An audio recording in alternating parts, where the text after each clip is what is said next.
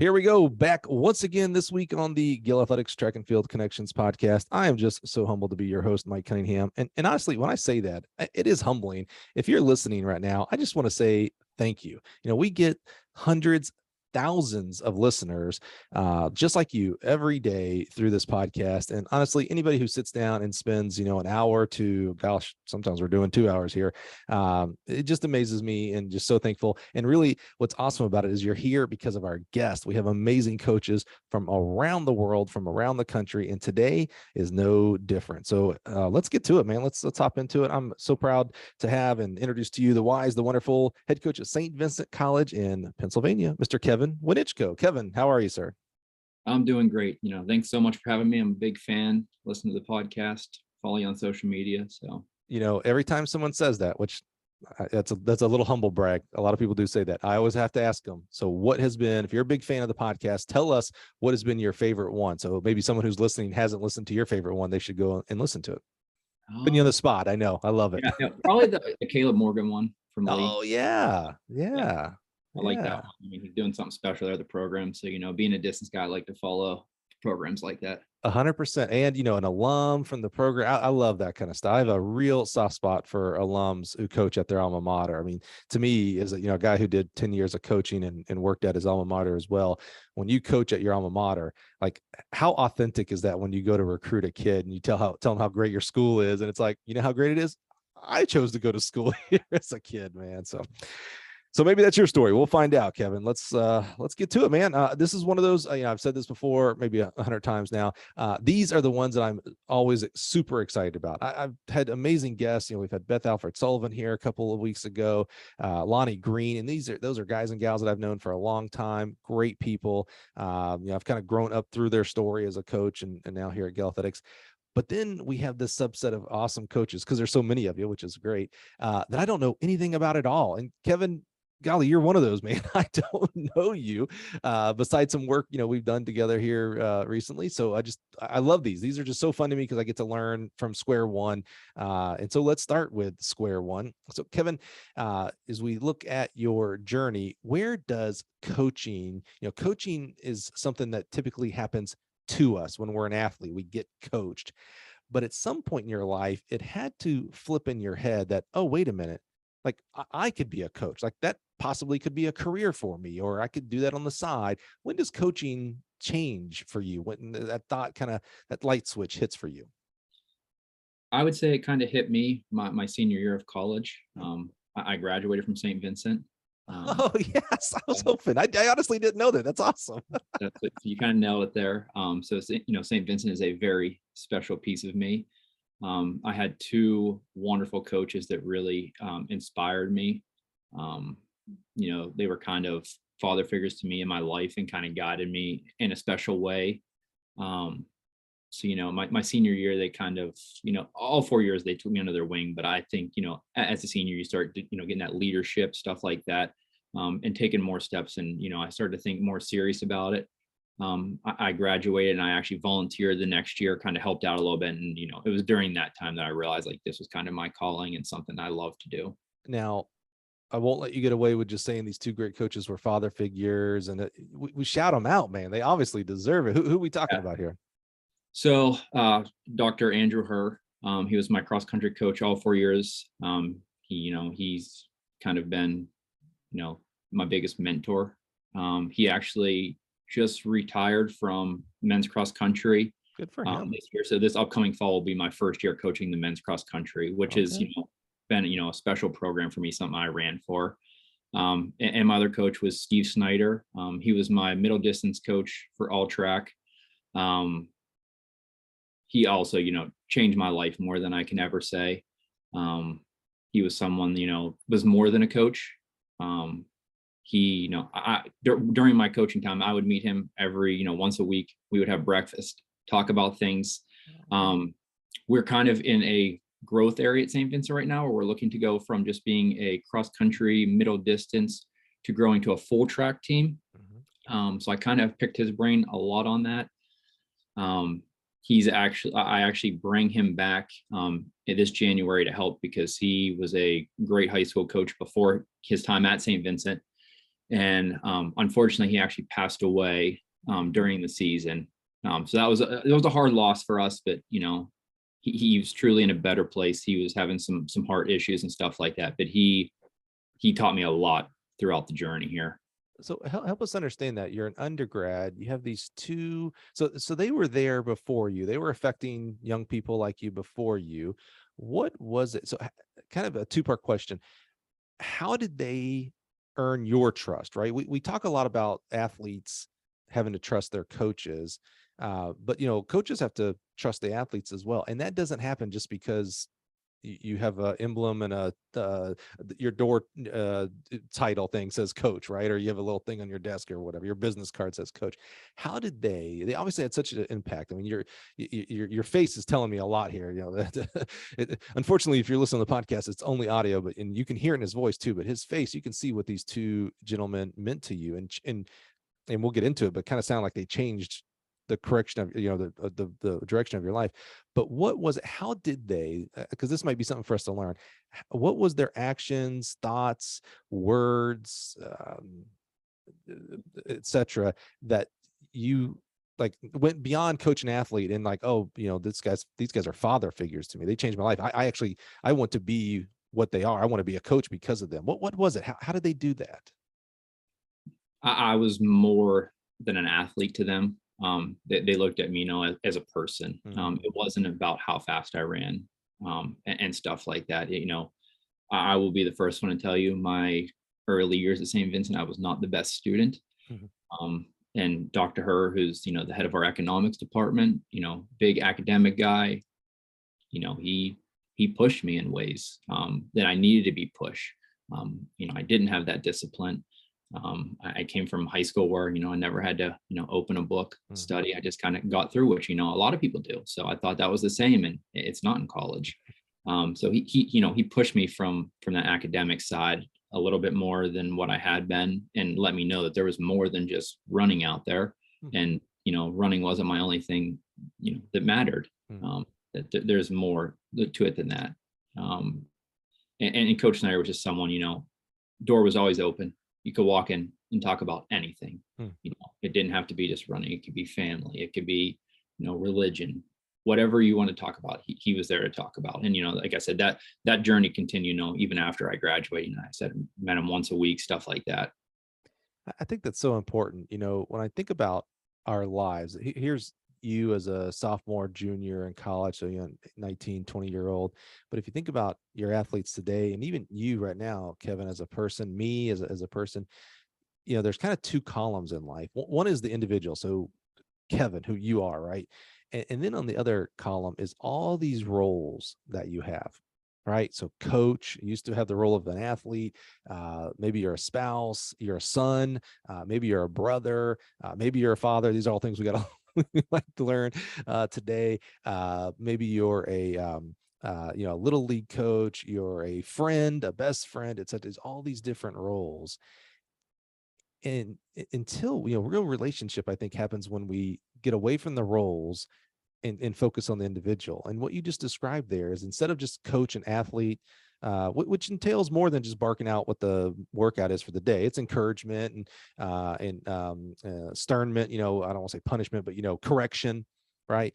But what you're describing there with Dr. Herr and Steve Snyder is like, okay, sure, that one of our roles is coach and athlete, but also it's Dr. Herr and Kevin the student, which is another role, but Kevin the person and Steve Snyder talking about everything from religion and relationships and family, things like that.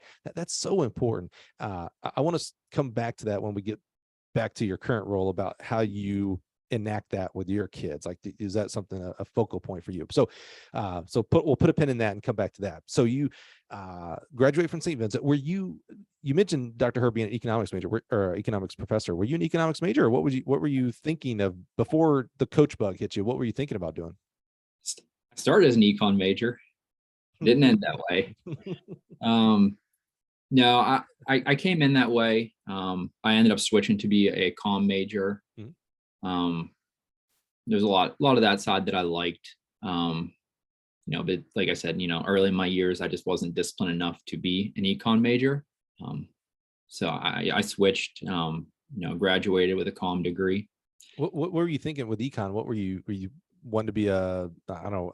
I would never major in economy. So I don't know. Did you just become an economist? I don't know. Uh, Economist? I don't even say, I can't even say it right. Yeah. So the reason that I actually picked it was my uncle was a graduate of Saint Vincent, and he was an econ major. Oh, wow. Has been pretty successful in the business world. And I was like, okay, that could be a route that I go, Right. make pretty good money.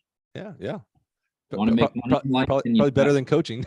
Yeah. That's the early thoughts in your life is, I Sadly. want to make as much money as I can. And then, whenever you get in the track world, you realize it's not all about the money. It's about having a job that you love every day. Yeah. Yeah. Yeah, absolutely. So okay. So you graduate from St. Vincent, you end up getting a communications degree, not an econ. So you're not going to be an economist, which I don't even know what an economist, I'll read an article on, about an economist. I don't really know what they do, but they probably do important stuff.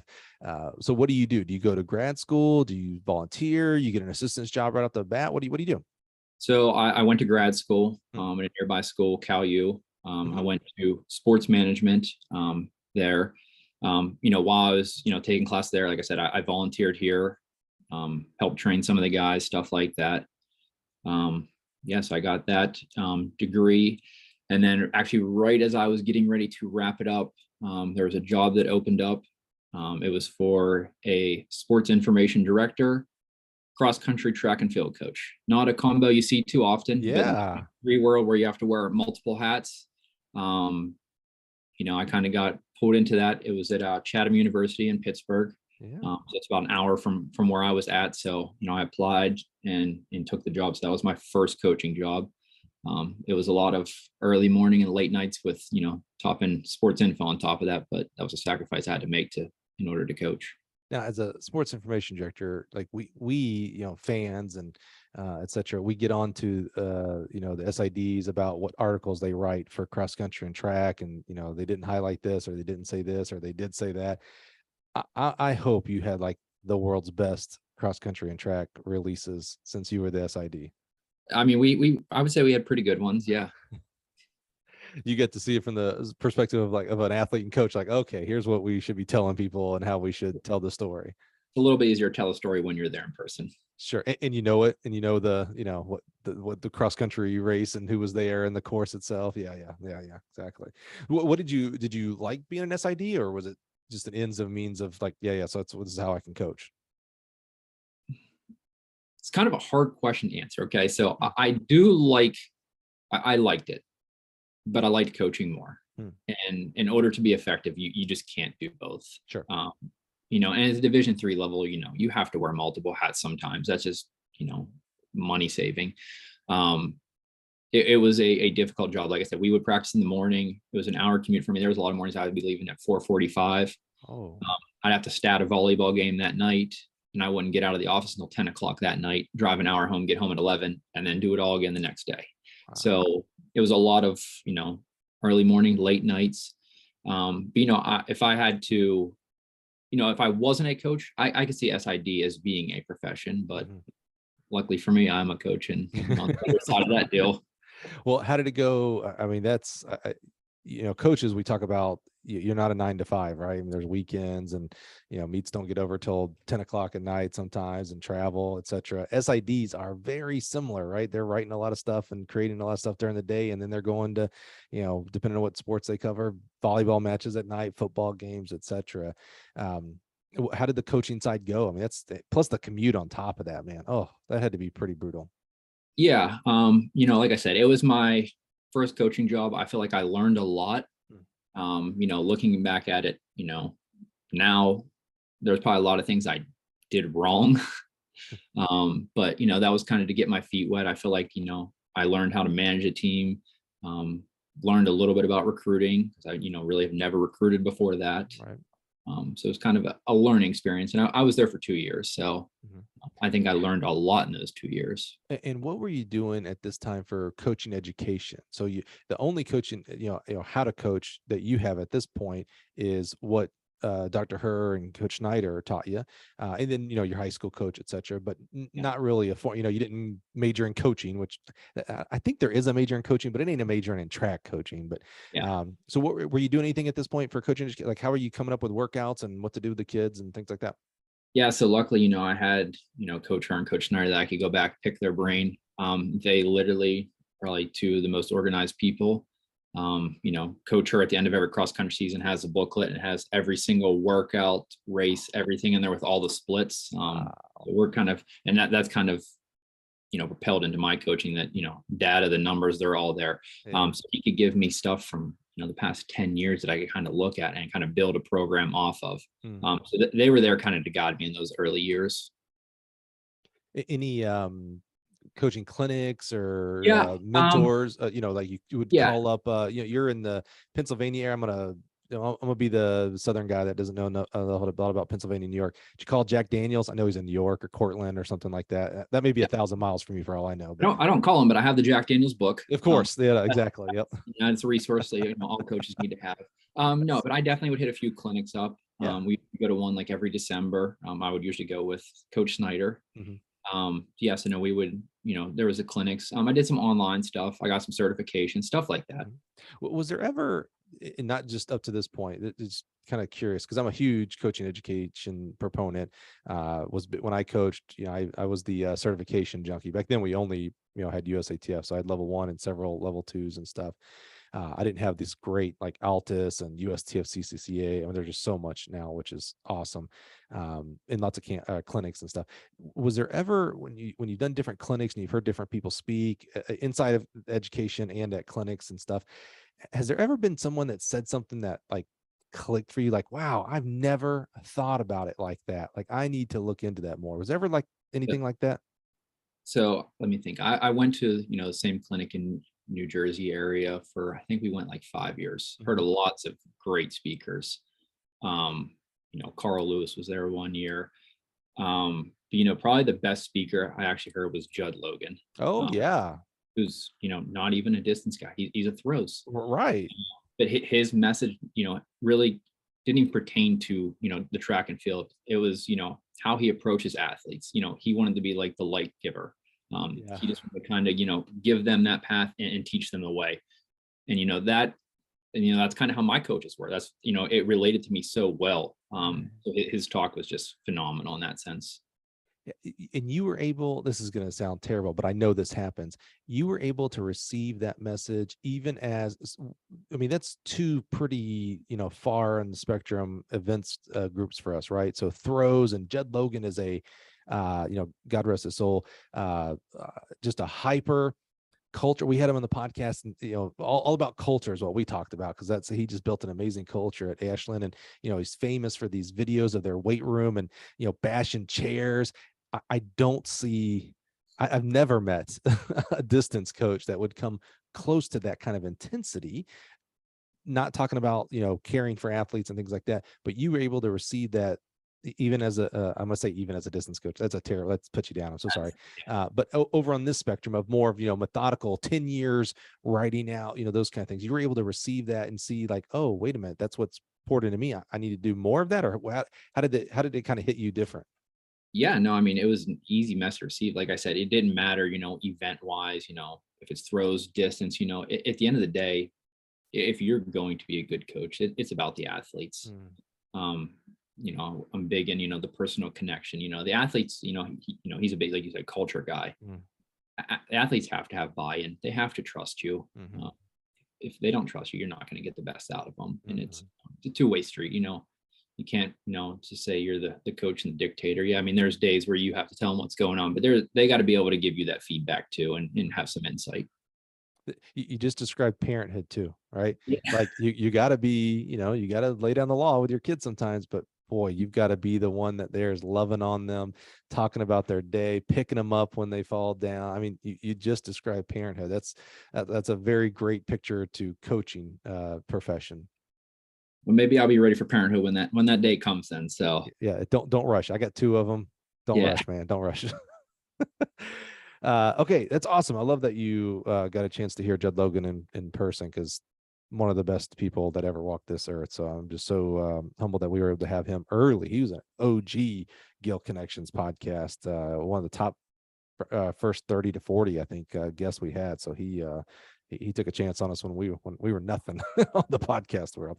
Okay, so 2 years at Chatham University. I don't even want to say you're a 50-50 SID coach, because I know some weeks you're probably 90% SID, 10% coach, and vice versa, et cetera. Are you hooked now? Is this like, at this point, are you like, yeah, I'm a coach, I'm just searching for the right program or programs at this point? I would say, yeah, Yeah. I was pretty hooked. The first year it was a struggle for me. I can tell you that, because I Yeah. came from, Saint Vincent, which is, we were, pretty decent program. To date, I mean, during my time, so they were in a transition my early years from NAIA to Division III. So we were not eligible my first years, but my junior and senior won our conference title. I think we went on a streak of winning 7 straight years. So it's been a pretty good program, and I went to a program that was at the very bottom. So whenever you do that, it's a little bit different. It's not what you're used to. But like I said, I learned a lot, and I'm not one to ever give up on a task. So I just kept plugging along. When at Chatham, so Chatham was previously an all women's school, and it was converting. So I actually recruited the first men's program to Chatham. So Interesting. Yeah. I've never encountered that, the transition from women to co-ed. On the athletic side, as you were going through that, what were some of the struggles with that? You already admitted, and I want to dig in that too, is about struggling as far as coaching, right? So I'd love to learn more about that as well. But you got this all women's school that now is adding men, and so they're in men's sports.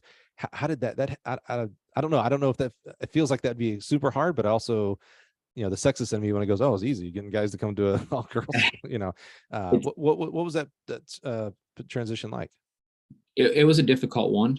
I want to say in our first year, I think we only had 31 guys that came in, and 6 of them were cross country guys, and I think the rest of them were basketball players. So there wasn't many men at the school. So it was a building period. I think they're still, to date, playing catch up there. I think they're getting closer to a ratio that you would see, but it took a while for it to kind of take off with the men there. And what you mentioned, kind of struggling that first year, and you already expressed, about coming from a successful program to a rebuilding new kind of program. Was it, when you said, it's not what you were used to, you're used to either winning or being in the hunt for championships. Was it the lack of winning that was weighing on you, or what was the actual weighing on you? What was what were you going through? Cross country, it's in track too. It's a team sport, but it's also kind of individualized in a way too. From a team component, used to being competitive, used to, running in the big meets, and, being able to be in the front pack. We didn't have that. So I had to kind of learn to, which, like I said, it was a useful thing for me, is to compare, this runner to this runner to this runner, just compare them to their self, and see the progress in them. Because I knew, at the end of the day, if we're getting better, that's all we can do. I can't magically have, 5, 17, 18 flat girls show up and run for us, but I can take what I have and make them a little bit better. Yeah, that's what I was wondering. It's funny with coaching, because on one side of the coin, we'll talk about the people, and it's Joey and John and Talus and Tina, but then we talk about, well, we weren't winning, so it wasn't enjoyable. And I know winning is I'm not dismissing winning and saying it's superficial, but to your point there, if Tina is going from 21-minute 5K to 20-30, hey, man, you've done it. I mean, that's coaching right there. We're not all going to win. And most of us, by the way, most of us are not going to win. Winning is hard. There's only one in every competition that we go to. So it's always interesting, when new coaches especially are going into it, because sometimes we get so excited about coaching, and it's like, oh man, I'm going to be so awesome. Like, I had great mentors. I was an okay athlete. Like, oh man, I'm going to go take over the world. And then you realize, again, winning is hard. There's a lot of things that go into it. So it was interesting, the mental side of it for you as you're really a rookie coach at this point. Yeah. No, it takes some adjustment for sure. Yeah. When you were struggling with coaching, and I might be overplaying when you said you were struggling at that point, I'm kind of in my head thinking like, you're like, oh, maybe this isn't what I should be doing. Maybe I should be either SID full time or find another job, etc. I got a communications degree. I can find a lot of jobs. Who did you reach out to anybody during that time? I had breakfast with Coach Snyder. Coach Snyder, there he is. He's still there. He was the man that kind of, talked me off it, Yeah. like he was, during his time, he was a gym teacher throughout, coach high school track most of his time. He arrived at Saint Vincent the year before I got there. So he was there in 2007, would have been his first year at Saint Vincent.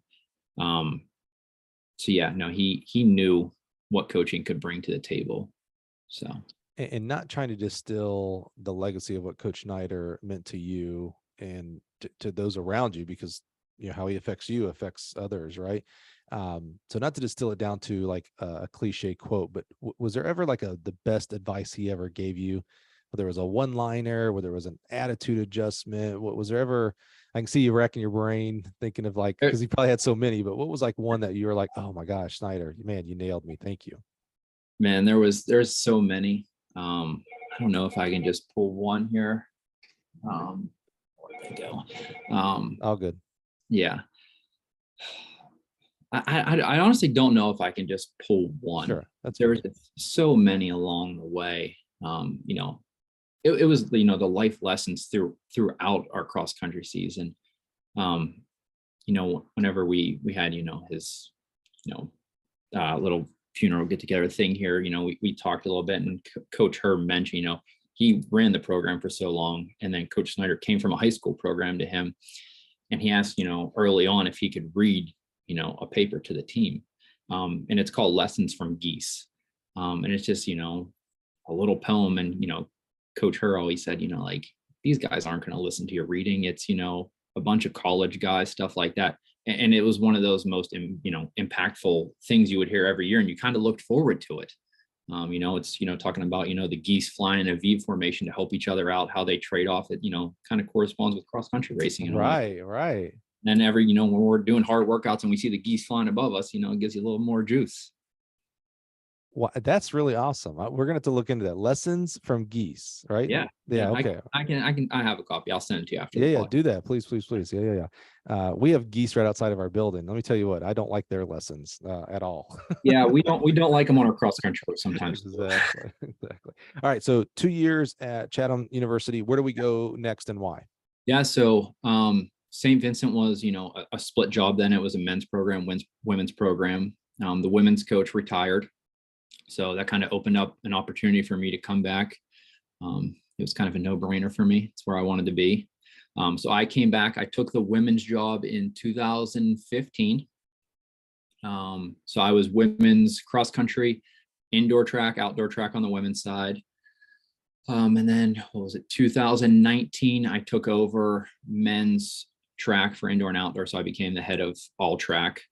And then, like I said, this upcoming fall, I'll take over men's cross country as well. So I've kind of evolved over the years here to take over more responsibility. So how many years, help me with timeline, between when you graduated and came back as the women's cross country? I was a 2015 grad, and then I came back, or 2012 grad, and I came back in 2015. So there's about a 3-year window there. So not many kids that would have been on the team with you were still there?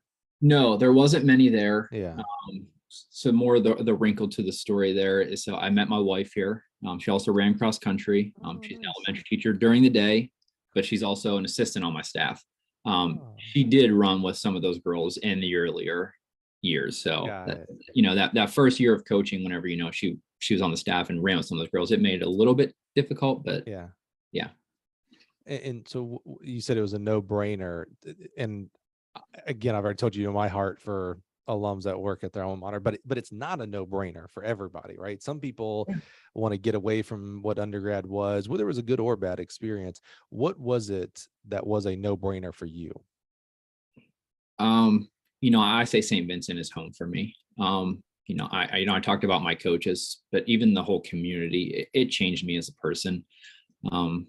Without going into it too much, I came from kind of a rough childhood, broken home. I didn't have those figures that I needed. That's why St. Vincent, meant a lot to me. People embraced me, changed my perspective on the life. I say, the 3 most influential people in my life were Coach Snyder, and my wife. And all three were involved at St. Vincent. So that's kind of why, every day when I'm coming back on campus to work, it's, truly the greatest place I could be. Yeah, I can relate to that. Same as far as the upbringing. And during my undergrad and undergrad coaching at Troy, our head coach there, Bob Lambert, who's now passed away, same, right? Like just changed gave me something that I'd been maybe searching for my whole life in regards to a father figure. Didn't judge, just loved me. Allowed me to do what I loved, coaching track and field. And yeah, that makes a lot of sense. So we talked about kids maybe in the future. So, Troy University, where Bob Lambert was, my son's name is Troy. So Okay. if you have a boy, you got to name him Saint. I mean, Yeah. Vincent, don't do Saint. Yeah. We'll see about that. So were you in Troy in Alabama? Of course. Yes. Okay. So that's where I'm currently pursuing my PhD from. Is that right? I There you knew go. there was something special about you, Kevin. Well, Troy alums, whether it's undergrad, grad, or PhD, they're different. They're leaders. They're the top of their class. That is amazing. What are you getting your PhD in? sports management. Man, Yep. I would. Yeah, I stopped at undergrad because I can't even spell PhD. That is amazing. Is that right? Yep. And that's Dr. Herr's doings there a little bit. My wife, two people that have kind of, like I said, pushed me along the way, made me strive for more. St. Vincent started a sports management program, so I'm trying to get my PhD so I can become a professor too. Oh man, wow. You will be, when you get your PhD, in a very unique alumni of Troy University. So maybe the most famous is me. But then we have DeMarcus Ware. Okay. Right? Yeah. O.C. Omenyiora played for the Giants. Yep. Right. Little known fact, a good friend of mine, Justin Gatlin, Justin by name. Yeah.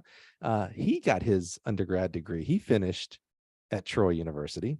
Okay. I've been petitioning to change our 100-meter world record. I'm sorry, our 100-meter school record to Justin's PR. I figure he's an alum. It should just count. They're not going to go for it, but whatever. And now that's an illustrious and Charles Oliver, by the way, Coach O. I know you listen, man. They're great alums. That's awesome, man. I love that. That's the best. I'm like, my whole day is made now just because I know another Troy student and future alum. So let's talk about St. Vincent. So you've been there now, what'd you say, 2015? Yeah. So this is year 7. Year 7, and crazy year 7, right? In regards to coming off of 20 and 21. So talk to me about St. Vincent. Tell us a little bit more about the program for those of us who just don't know anything. I know it's D3. We're in Pennsylvania. Yeah, D3. We're in the President's Athletic Conference. Like I said, we've kind of been rich in, men's cross country tradition. It's kind of where it's actually been our most successful team on campus as far as conference titles. Bunch of individual champions. Had a few, national qualifiers along the way, all Americans. So, the program has done pretty well in that sense on the men's side from middle distance to distance. I'm slowly trying to get the women's program up to that speed. You talked about COVID kind of throwing a little bit of wrench in some things there. That's a big wrench. No little wrench. Yeah, no little. That definitely had an impact. Sure. Like I said, I learned a lot in those early years of Chatham. Even whenever I came to St. Vincent, I'm not going to say I wasn't ready to coach, but I was still learning. I feel like over this last year was probably my biggest growth year as far as learning. Why so? Recruiting is a difficult thing. And I feel like this past year I've started to get it a little bit. I know what we have. I can say what we have to offer because St. Vincent's so special to me, but how do you portray that message to a potential recruit? So I'm very excited for what our future is looking like. We have a good class coming in, and we have a current team that's already kind of ready to go. So it's going to be an exciting future here for us. How many students, and what's kind of the so our most popular majors? Yeah, so let me think, we're right around 1,600 undergrad. As far as majors, business is strong in our school. Our science, there's kind of second to none in our area. We were really great in the sciences, especially people trying to go to med school, stuff like that. We've been very successful on both our men and women's cross country team in that area. I should probably say education too, or my wife would be upset with me. Our education program is very good. We've had some people, out of our program come from there too. Yeah. So. And so back to the coaching side, let's untake that pen we talked about. So what's it like? You talked about, I believe, correct me where I'm wrong. Dr. Herr coached the women cross country. So no, he was only on the men. You're taking over. Is it Coach Snyder? No, so his name was Tom Harbert. Oh, He was okay. I he didn't was even get to women's that. coach. Sorry. It was a complete kind of split of Gotcha. program. Gotcha. Yeah. So so Tom didn't coach you though. He did not know. Gotcha. Okay. So I was curious about, you said he was a longtime coach of the women's cross country program. Now you're going to be taking over. And I was like, oh, well, what's that like taking over someone? Okay. But it was Tom who, gotcha. Who started the program, who was also someone that was here for, decades. Yeah. Gotcha. Program. He was the first coach of the program and kind of ran it until then. Gotcha. So let's focus on, if it's okay. And you run the show here, meaning if you don't want to talk about it, you just tell me to move on and I'll move right on. Yeah. You mentioned your wife. You met your wife there at Saint Vincent, and she's now did you say an elementary school teacher? Yep, third grade. Yeah. Tell her she's probably listening. God bless you. I've got going into 6th and 3rd grade. I think she's going to 3rd grade. It's terrible. I don't know what grade my kids are in. But now that when you have kids and you actually have to interact with teachers as a parent, not just as when you were a kid, you see what they go through, what they do on a daily basis, the love that they pour into kids. Your wife, God bless her. We need more people, and seriously, we need more teachers. We have a shortage, but God bless you and what you do as a teacher, and all you teachers that are listening, because it is an unbelievable job. You're amazing. It's tough. You don't get thanked enough. So just thank you. So thank you, Kevin, to your wife as well for that. So what's it like? You said she's on staff now. I'm always curious, and we've had, a few married couples on staff on the podcast before. I'm always curious about that separation of work and life. When I come home, my wife, Amy, will ask me, well, how's work? And I almost always give a very cursory answer of like, yeah, it was good, and move on. Because if it was a tough day, I don't want to relive it by telling her, and maybe that's just bad. I kind of internalize it and I just keep it internal. Right. What's it like working with someone on your staff, as far as, is she on your staff, or is she a volunteer on your staff? Because that's sometimes. She's on the staff. Yeah. Perfect. Okay. She's a part-time. How do you go home, and the same person that you guys struggled together at practice that one day, you're the same people coming home and cooking dinner for each other and doing life.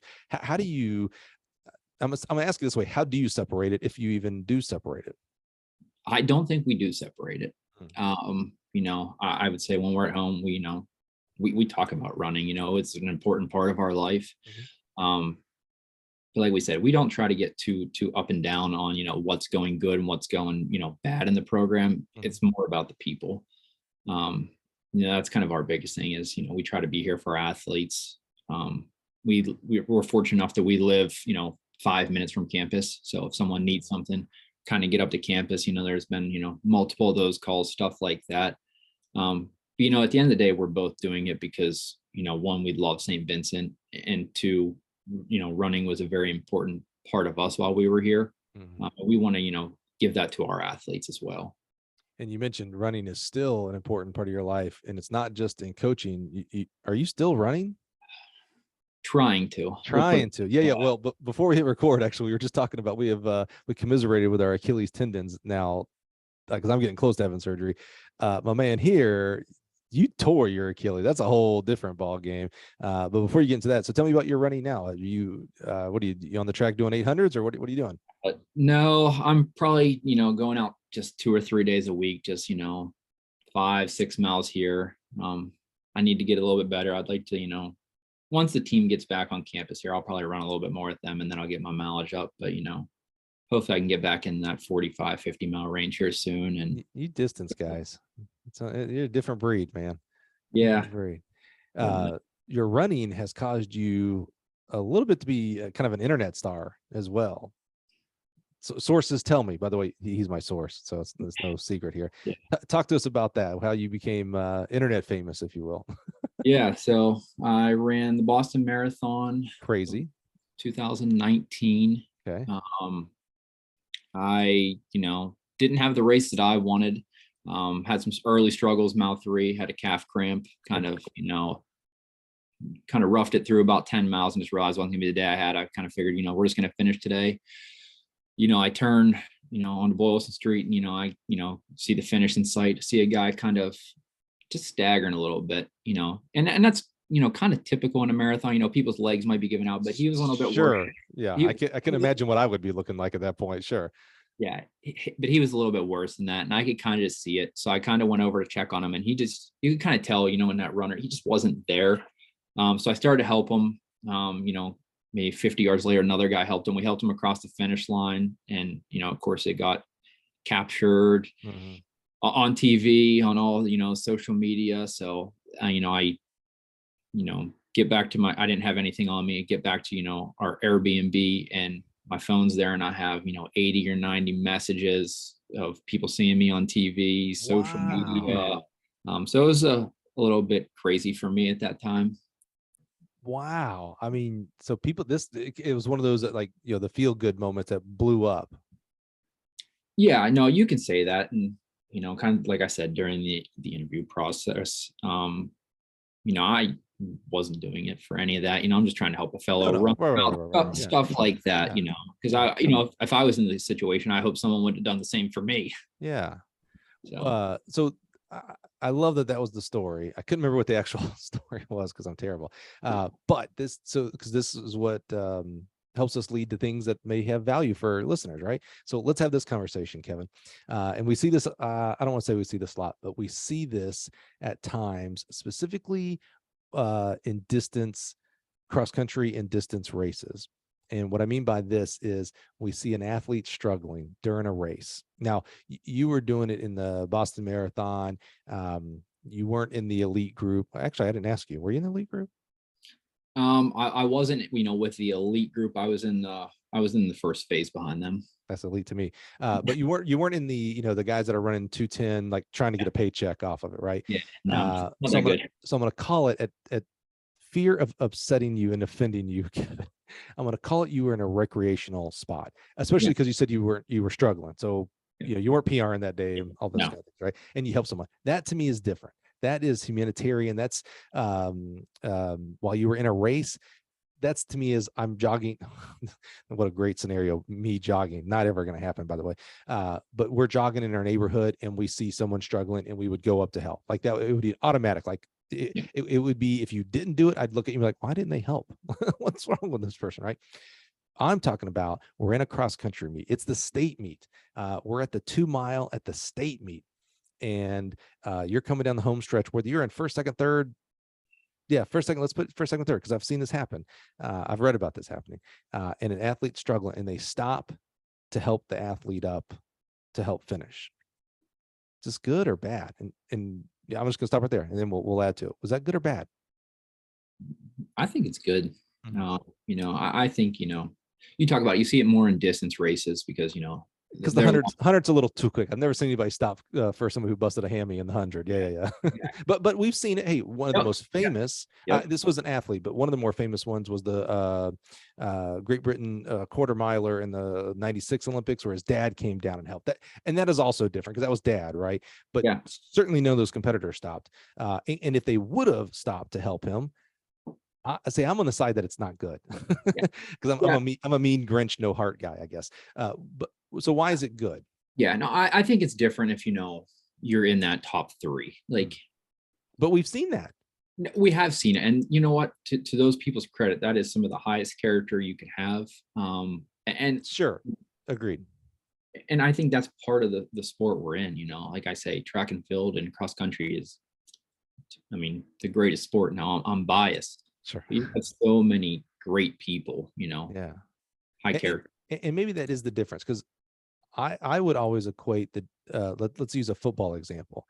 The receiver falls down, the defensive back ain't picking him up. No. That's part. I don't care if the guy's injured or not. Like, it's like, good, he's down. He's not able to make a play. You know what I'm saying? And so I always wonder with that example of again, we'll just use the 2 miles example. When a kid cost themselves and their team a place because they stopped to help someone. On one hand, I'm with you. It's like, man, character. That person, that kid, cares more about the hurt kid than their own selves. Come on. isn't that what you try to teach every day to the athlete? So on that, I'm like, check, that's awesome. On the other hand, I'm like, yeah, this is athletics. This is competition. I struggle with it. Maybe I'm not 100% on the other side, but I struggle with that being the praise, because I'd rather the praise be a kid runs and wins or runs a fast time, or their team helps their team win the championship, etc. But it becomes this like, I'm going to sound terrible. You guys are going to send me hate tweets. I just know it. It becomes this like kumbaya, like, oh, it's okay as long as we all participate and I hold you up. I think you're onto something there. It's kind of that participation trophy type thing. It's, at the end of the day, it's still a competition. You're okay to tell them, don't be BSing me, Kevin. If you think I'm wrong, you tell me. It's okay to challenge me. It's all good. We'll still publish this, I promise. I see both sides of it. Right. So, and I try to see both sides of everything. Well, this guy is going to be a politician one day. That was really good, Kevin. That was good. No, I was just curious because I love what you did, and I love that what you did in the Boston Marathon did blow up. Not because it was for you or any accolades for you, although you did get some, and I'm that's awesome. You should, because that's the kind of things we should lift up. We should lift up humans helping other humans, right? Because right now you turn on the news and it's humans doing bad things to other humans, right? So I love that, man. I'm glad that it was caught on camera, and I'm glad that people recognized it, and I'm okay with you being embarrassed a little bit about it, because it shows your humility. But I think it's a good thing, man. Really, and it shows your character, by the way. Thanks, I appreciate it. Yeah. So what do you got excited? What's got you excited about Saint Vincent, man? We just finished up 2022. When this is published, World Champs still be going on? Has to be, I think. So World Champs is going on right now. Your eyes are focused towards 2023 cross country, the new women's cross country class and teams under your direction. What's got you excited? I think just the overall whole direction of our program, where we're going. Gonna try to hopefully put another good recruiting class together. Everything's looking pretty good early in the summer. Getting some good contact. I'm excited for this fall, though, for the cross country season. I think our guys are going to have a pretty special team. Our women are very young, but I think they're going to be able to do something that we haven't done in a while. No, I'm super excited. Take that, and then we'll kind of springboard in track and see where we're at with that. From the track side, like I talked about, we're trying to grow the program. Right. Yeah. Talk about that. Had a handful of, just sprinters, jumpers, throwers that are on campus. We're trying to start looking at recruiting people onto our campus for those events instead of just picking off campus. So yeah, we're actually in the process of hiring a full-time assistant for sprints and jumps. That's kind of, been a little bit of the summer. It's not been the greatest process to date. We've had a few people back out, stuff like that. So we had to reopen the search. So hoping the right person can come along. So talk to us as much as you can, because when we start talking about personnel and human resources, obviously there's some things we just can't publicly state. Yeah. But more of is as the head coach, is this your first time hiring? Yeah, this will be my first hire. Yeah, that fascinates me, right? Because again, this is something you didn't learn in college. Probably didn't discuss with Coach Herr and Coach Snyder. Out of all the amazing conversations, you probably didn't talk about, hey, how do you hire someone? How do you fire someone, right? Yeah. What you're a bright guy. When you find problems, you go and figure out how to make solutions for them. So this is a problem, meaning you've never hired before. What are you doing? Like there's plenty of people in your seat right now. They're first-time head coaches. They're first time able to hire an assistant coach for their program. It probably was pretty easy to hire your wife. You're like, all right, I know where I trust her. I'll bring her on. But now you've got these strangers, sending in resumes and stuff. What have you done to learn about interview techniques, resume analysis? What have you done to help you choose the right individual for the program? I kind of assembled a staff within our department, and they've kind of sat on the interview process with me. So it's just not, my brain looking at these people. Yeah, interesting. I actually have our sports info guy as one of them on there because, he deals with a lot of coaches. So like he's gonna be able to tell it. I put my wife on there, one, because the person has to be able to kind of work with both of us, but she's usually a pretty good, gauge of character. And luckily for me, our CFO was a sprinter / football player in college. So he kind of gets the sprinting world a little bit. Right. He's been sitting on some of the interviews too. So kind of got a good panel together. Just trying to find, the right person for us. I think that is a really important lesson right there. Instead of trying to do it on your own, you know who you want, you'll know who you feel in your gut to trust, etc. Hey, you know what? I need some counsel here. I Yeah. think that's a huge lesson there. When you're doing these interviews, and even before that, when you're reviewing who to do, maybe, I don't know if you do a first stage phone interview or whatever, video interview, how much of it is, are you asking about the X's and O's? So what is your philosophy of coaching sprinters and jumpers? And how much of it is maybe something else like character or communication, leadership? And maybe I'm missing something else. What are you looking for as an assistant coach? Yeah. So the early, process is, I look at, all the kind of resumes, and I've been doing kind of the first rounds kind of myself. And I've just been doing those through Zoom. And like I said, the biggest things for me is one, can I work with this person? Because, I'm gonna be sharing office with them, going to see them all the time.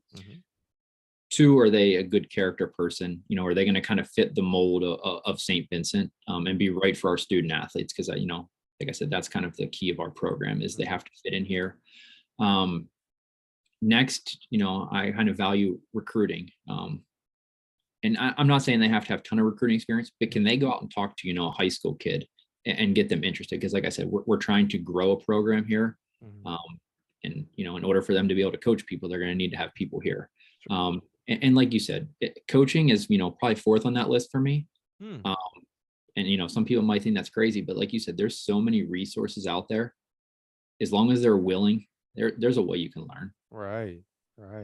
So that's interesting, because we kind of instinctively, and I don't know that it's necessarily the right instinct, is, oh yeah, got to be the best coach in the world. And it's like, well, first of all, define that. But how do you be the best coach in the world, but you can't talk to your SID, your CFO, parents of recruits, et cetera, high school coaches, et cetera. So how are you sussing out? Because when you go in for an interview, we should be going in as ourselves, like for good and bad, flaws and perfections, right? Because if I come to you, Kevin, to interview for your position, and I'm not myself, and you hire me, well, you eventually going to find out who myself really is, and that might not be copacetic, right? But if I go and interview and I am who I am, and you say, you know what, Mike, I don't think it'd be a good fit, like, that's a good thing. Like, people think that as a bad thing. It's like, oh, you got rejected. It's like, oh, no, thank goodness you didn't go into a situation where you would have been miserable as well, both of you, both parties. So, but unfortunately, typically we go into interviews with the what's the word I'm looking for? Trying to be perfect, trying to two things. One, how do I be perfect? Which, again, define that. And two, what does Kevin want? How do I figure out what Kevin wants, and I'll act like that so I can get the job, and then we'll figure it out. So how do you suss, interview candidate versus Joe, or Sally, whoever you're actually interviewing, the person? How do you suss that out? I don't know. I mean, you just got to get the best read you can. And like I said, we actually, we went through the whole process one time. The first guy we were kind of interested in, he went back to his alma mater. I can't be disappointed with that. You know what I mean? Right. I was happy for him. Don't you kind of low key like that? Like, yeah, you're like, oh man, I picked the right person. Like, oh, this person would go back to Alma. Of course, that's the person I want, right? Yeah. I feel like it would have been an amazing fit, but I don't fault him. And the other person just didn't feel comfortable enough that they could do the recruiting side. And they openly told me that, and that's why they didn't. And from my standpoint, I was going to offer that person, but they told me they couldn't do it. So, a long story, it kind of worked out probably for us. I was about to say, hold on. We got to dive in for this a little bit as much as we can, because that's a win for you and that person. You said that one of the top 3 things that you're looking for was recruiting, because I love how you said it. You're like, hey, if someone's going to coach sprints and hurdles, they need to recruit a team, because when you got them, right? So that's a top 3 thing for you. That person easily, and maybe in a lot of cases, that person would have said, oh, yeah. I can recruit. Yeah. I'll get it done. And inside they're like, not only do I not know how to really recruit, but I also don't like it. Yeah. So if you would have hired that person, they would have been miserable. You would have been miserable, and it would have ended a year, 2, 3 years down, 5 years down. Who knows how long it would have lasted? and just be like, oh man, what a mistake. I really wanted that person to recruit, and they just wouldn't do it. And that person was like, what a mistake. I should have never worked for Kevin, because you know what? He was hammering on recruiting, and he knows I'm not that good at it. And it's like, well, you guys weren't honest with each other, during the recruiting. So I think that's a huge win for both of you. Like seriously, Yeah. that's huge. No, I think, in the end all be all, it's probably a good thing. We originally had a July 1 start date, our new physical year. We're past that. Don't have a hire. Yeah. I started to think, I kind of went into panic mode there a little bit as a coach, I got to Sure. get something in here. And then the more I thought about it, it's like, I don't really need a track coach and probably till like September. Because I can handle the cross country stuff myself. That's not a worry. I just got to get someone in here and get ready for the track season. So, that's why we decided, let's reopen this process, see if we get any more good applicants and kind of go from there. So there are certainly people listening right now that are doing this. They're applying to Saint Vincent's. They're applying to all the other job openings that are out there right now. What have you, as you've gone through, so now you've done several of these. Yeah. If you're like me, certain questions we're going to ask this question during the process, right? Yeah, because you now have data. Like 100 other people have answered this question, and I now, from working with them or not working with them, know what I'm looking for.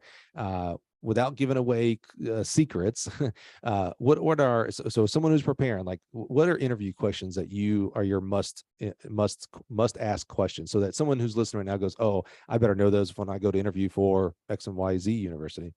Yeah. So, I mean, like I said, the person that we're going to hire is very important in our recruiting process, and like, I'm not expecting them to do everything, but they're going to have to handle, the track and field side a good bit. I'm going to be there to assist as much as I can. So that's kind of where I drive my question from is, what kind of, recruiting strategy do you bring in? How are you going to attract recruits to St. Vincent? Because, we feel once we can get them on campus, we stand a pretty good chance that we have something to offer. But it's how do we get them on campus? My wife kind of always asks the question is, we're just a distance program right now. When we're in track season, we're right around 40 people. We want to, we're looking to double that where we're 80, 90 kids. And, those are going to be sprints, jumps, hurdles. How do you envision, you merging, that group of people with our group of people and keeping our tradition and stuff the same. So. I love it. That's awesome. Because what you just described right there, that's culture. Yeah. Right. You have a current culture. You're adapting and growing that culture as your program changes. And much like Judd Logan would have taught us about culture, you can either let the kids drive that and maybe off the cliff, because we're talking about 18, 19-year-old kids. It's not their responsibility to know culture at that point. It's the staff's responsibility. You have to lead. Leaders lead, and you have to lead. Yeah, and we have great traditions, and once we get the program going bigger, there'll be new traditions, but it's Right. Continuing those same ones, building the culture that Coach Herr established in our men's program for so long. Like I said, we've been so successful in cross country. It's kind of my job, and my right to him is to keep that ship going here. Yeah, you got a lot to look up to there. I do. I love it, Kevin, man. I'm so thankful. Again, you're early in your journey. So I knew there wouldn't be like this, I knew this wasn't going to be a 2-3 hour podcast today, right? Because you're so early in your journey. But what's awesome about it, first of all, again, just such a heart for alums who go to their alma mater. So I just love that. But two, I love even this early in your career, how much you're really affecting change. I mean, it's one thing to be in an established program as an assistant coach and learning from others that have done it for you. You have done that, and your hands are in the muck. You're growing at Saint Vincent as a program. You're growing as a staff, which has to mean if the track program is growing, that means the athletic department is growing, which means the school is probably growing as well. So you're getting your PhD. You want to teach in the sports management school. I mean, it's amazing. What it's awesome is, I always think of people's lives and journeys as a book, because a book has chapters and maybe has sections of chapters, right? I don't know that we're past chapter 2 in your journey here, my friend, and that's a compliment. That the story is continuing to be written. I can't imagine. I can't wait. I'm excited to see what chapter 10 and chapter 20 and chapter 30 is going to look like for you and your wife and your program, which you have obviously such a huge heart for. Yeah, no, like I said, I'm excited. We'll see what the book has to write here moving forward. Yeah. Here's the fun thing. We started talking about this in the past few weeks on the podcast is, sit down with your wife, and write out what you think 10 years from now. So 2032, what's it going to look like? I'll be the head coach at Saint Vincent, and we'll already have this many trophies, and I'll be a professor, and maybe we'll have a family, blah, blah, blah. And then open it in 2032 and realize how, it's usually under gold, meaning, oh, we're gonna win 3 titles and blah blah blah. And it's like, oh, when you open in 2032, it's like, oh man, we won 7, and we also had a national trophy, and we had more alum. It's just amazing the plans that you think you have, and then what reality hits you with. And successful people have a lot of success, more than they think sometimes. So I can't wait, man. It's going to be exciting to see you continue to grow. You're in such a growth phase, man. I love it. That's exciting. Yeah, no, it's exciting times. So awesome, man. Well, Kevin, thank you so much for your journey. I love that we got into some topics that we really haven't hit lately on the podcast. I have a real passion for the person who's doing the job, the person who's the coach, the person who's the head coach, of all the other things that they do. There's lots, as we've talked before, we don't talk about X's and O's on here because there's a lot of amazing podcasts out there that talk about how to coach a distance runner better. And it would be just a laughable conversation for you and I to have about how to coach distance runner, because I know nothing. I don't even like, you guys talking about going for long runs of 10, 12 miles. I don't even like driving 10, 12 miles, man. So that stuff is for you birds. And I mean, but I love that we got to talk about hiring staffs, because that is there are so many people in your spot right now. They're hiring for the first time, and no one has ever told them, no one has ever taught them. They've never even thought of it. Wait a minute. I have to make decisions on people, and those people affect my program, which means they affect my athletes. And until you do it, sometimes you just don't know. So I love your candor about, the process that you're going through. I think what a big lesson that you gave there about, hey, don't do it on your own. Get a counsel, get some others that have done it, get some others that have passion for your program as well, and listen to their feedback, right? Because they'll see things and hear things differently. So I love that, man. That was a huge lesson. So much value that you brought here today on the podcast. Like I said, thanks for having me. Trying to, however I can help, want to help the track world out, because that's what it's about, as you said in some podcasts, that's kind of the nice thing about track coaches. They're always there to kind of help each other out. Thank goodness, because they're the greatest people in the world. And you're one of them, Kevin, man. Again, thank you so much for being here today. One of the most valuable things you'll ever give me is your time. And so I'm just so grateful for you today.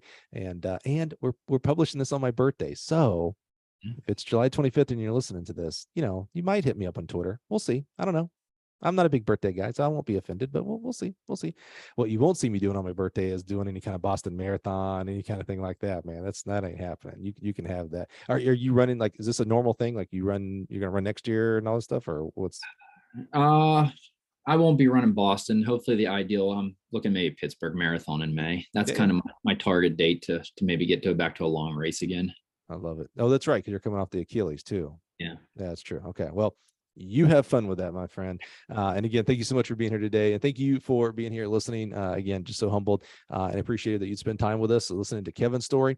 If this is your first time listening and you liked Kevin's story, you like listening and learning, uplifting and honoring the people who choose to be track coaches in this world, go back and look at our backlog, man. We've got a huge library of just amazing people on the high school, college, professional level.